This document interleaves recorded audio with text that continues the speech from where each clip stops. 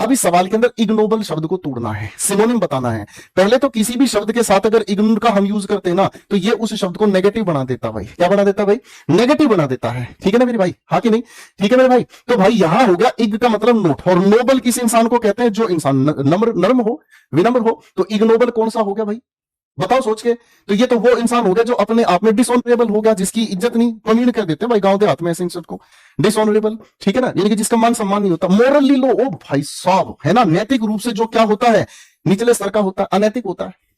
समझेगा नहीं? अरे हाँ ना, नेगेटिव कैटेगरी का वर्ड है भाई, सिनोनिम बताना है नेगेटिव कैटेगरी। अब इस सेंटेंस को पढ़ते हैं। द पॉलिटिशियंस ब्लैंक, क्या लिखना है?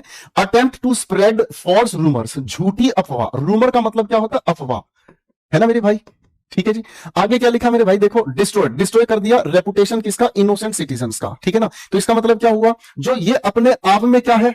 अरे यार, तुम्हारे घर में भी तो फूफा है, तुम्हारी इमेज खराब करता रहता है ना, कह देता है ना कई बार, फूफा है ये ना पड़ता है, फेल होंगे, उन्हें नहीं पता गोपाल वर्मा भाई बैठा है, किसी को फेल ना होने, चाहे कुछ हो जाए, चिंता ना करो। ये भाई ये तो हो गया शिवलरस। शिवलरस का मतलब क्या होता है? बहादुरी से भरा। ना ना ना, इसको हम बहादुरी नहीं कहते, वो शिवलरी होता भाई। इसको हम कहते हैं ऑनरेबल। सारे भाई एक बार इसको लिखकर दिखाओ, ये तो ऑनरेबल है। सिनोनिम, ये कैटेगरी से कौन सा शब्द हो गया? नेगेटिव। सर ऑनरेबल तो पॉजिटिव हो गया, ये तो नहीं चलेगा भाई।